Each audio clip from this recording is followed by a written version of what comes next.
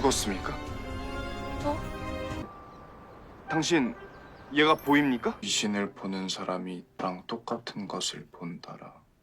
Kali ini Minit akan membahas drama Korea terbaru yang berjudul The Midnight Studio. Tanpa berlama lagi, episode 2, Markiu, mari kita review.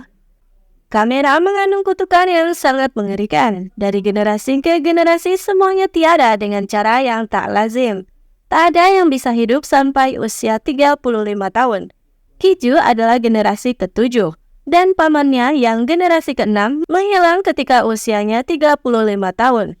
Kini Kiju sedang menunggu ulang tahunnya yang ke-35 tahun. Sisa waktunya adalah 104 hari lagi. Kiju mengira wanita di hadapannya sudah tiada, tapi saat ia mengecek suhu tubuhnya, wanita itu terasa hangat dan memiliki bayangan. Sungguh aneh, tapi akhirnya Kiju pun mengusirnya. Sedangkan Hanbom, ia kebingungan karena toh ia hanya membuka pintu saja. Hanbom bercerita jika ada orang yang pindah ke rumah tanpa seizin darinya. Hanbom begitu kesal, namun ternyata yang pindah ke rumah Hanbom adalah Kiju. Hanbom pun diusir oleh Kiju, karena itu urusan Hanbom dengan sang pemilik rumah. Pagi-pagi Hanbom datang sudah ngajak ribut, memberi hadiah pindah rumah yaitu menggugat Kiju atas masuk tanpa izin. Tak lama Madam So datang, tapi ternyata Madam So adalah nenek Hanbom sendiri. Nenek merasa kesal karena cucunya masih saja pengangguran. Nenek tak mau tahu, pokoknya tetap akan menyewakan pada orang baru dan memutuskan hubungan keluarga dengan Hanbom. Studio foto tengah malam kini kedatangan roh jahat. Roh jahat itu keluar ketika Deputy Go sedang asik menonton drama.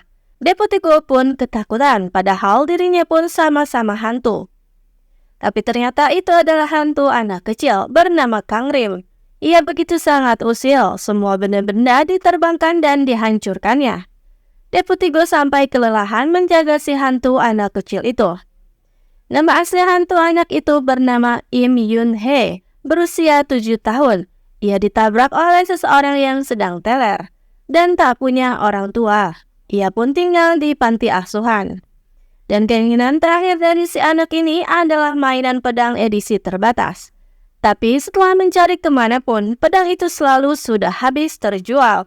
Sang hantu anak pun merengek dan menangis. Bahkan hingga toko ke-7, mereka masih belum bisa menemukannya.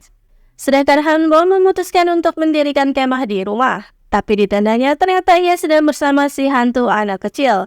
Dan anehnya Hanbom bisa melihat anak itu. Kiju yang melihatnya pun kebingungan. Ia tak mengerti kenapa wanita itu bisa melihat Yun Hee. Penyebab Deputy Go masih belum pergi ke alam baka adalah karena ia masih menunggu cinta pertamanya. Tapi masalahnya, ia lupa siapa dan bagaimana sosok cinta pertamanya itu.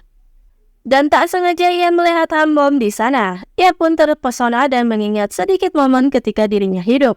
Jika wanita di hadapannya adalah wanita satu-satunya wanita miliknya. Namun wanita itu keburu pergi, Deputy Go pun kehilangan jejaknya. Ada seseorang yang bisa melihat hantu sama seperti dirinya. Kiju merasa takjub. Bahkan ia bisa makan dengan nyaman ketika bersama dengan Hanbom. Hanbom pun kebingungan karena seolah Kiju baru pertama kali makan makanan hangat. Deputy Go akhirnya bisa menemukan pedang. Mereka lalu janjian dengan sang pemilik pedang di sebuah festival kembang api. Dan melayan sedikit, ternyata Yun Hee sudah menghilang. Segera Deputy Go dan Namgu pun mencari anak itu. Tapi untungnya Kiju yang sudah mendapatkan pedang bertemu dengan Yun Hee yang sedang bersama Hanbom makan tteokbokki buatan nenek yang ternyata berjualan di sana juga. Kiju segera memarahi Yun Hee dan hendak membawanya, tapi tak lama Deputy Go dan Namgu datang membawa Yun Hee yang asli. Jadi, Yun Hee kini ada 2. Namun ternyata, Yun Hee adalah anak kembar. Kembarannya bernama Yundal, dan pedang itu ingin ia berikan pada Yundal. Karena mereka sebentar lagi berulang tahun. Jadi terkuak, Hanbom ternyata tidak bisa melihat hantu. Yang Hanbom lihat adalah Yundal. Kiju pun merasa kesal karena mengira Hanbom juga spesial seperti dirinya. Di tempat lain, Yundal akan segera diadopsi dan dibawa ke luar negeri. Saat ia mengecek lokernya, tangisnya pun pecah karena ia menemukan pedang yang diinginkannya ada di sana. Sungguh memilukan. Dua saudara kembar itu kini berada di dunia yang berbeda. Petugas kepolisian datang atas laporan dari Kiju yang merasa terganggu dengan keberadaan Hanbom di tempatnya. Kiju mendatangi panti asuhan berniat mengadopsi Yundal. Kiju datang bersama dengan seorang wanita yang dirasuki oleh Deputi Go.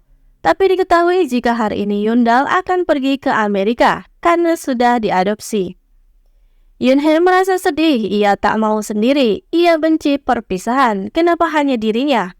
Bagaimana dengan penjahatnya? Kiju pun mencoba menenangkan Yunhye yang menangis pilu. Yundal pasti akan baik-baik saja. Jadi Yunhye harus mengucapkan selamat tinggal padanya. Dengan muka sedihnya, Yundal berjalan membawa pedang pemberian kakaknya. Ia menangis merindukan kakaknya. Ia tak ingin pergi ke Amerika. Yundal lalu mengenang kala kecelakaan Yunhye. Ternyata Yunhye buru-buru membawa celengan miliknya untuk dibelikan pedang.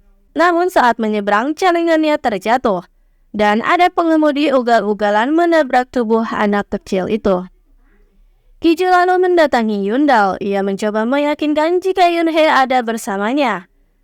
Dengan berpose layaknya tokoh kesukaan anak kembar itu, hingga akhirnya Yundal percaya dan ikut bersama Kiju.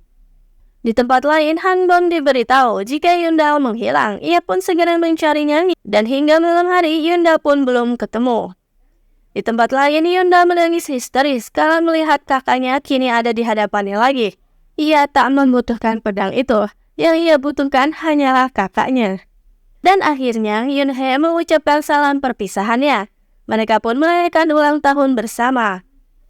Dan tubuh Yunhye pun kini menghilang. Sungguh perpisahan yang menyayat hati. Yundal akhirnya kembali sambil mengatakan jika ia sudah bertemu dengan Yunhye berkat bantuan dari Om Studio. Berkat bantuan dari Om Studio Foto. Kiju sedang menelusuri jalan di malam hari. Ia diserang oleh banyak hantu yang menginginkan kamera itu. Hidupnya hampir saja berakhir di tangan hantu. Tapi tak lama ada tangan yang meraihnya. Itu ternyata adalah Hanbom. Pada hantu itu seolah terpental. Terlihat seperti ada perisai di seluruh tubuh Hanbom. Apa itu sebenarnya? Dan episode 2 pun berakhir dengan rasa penasaran seperti itu.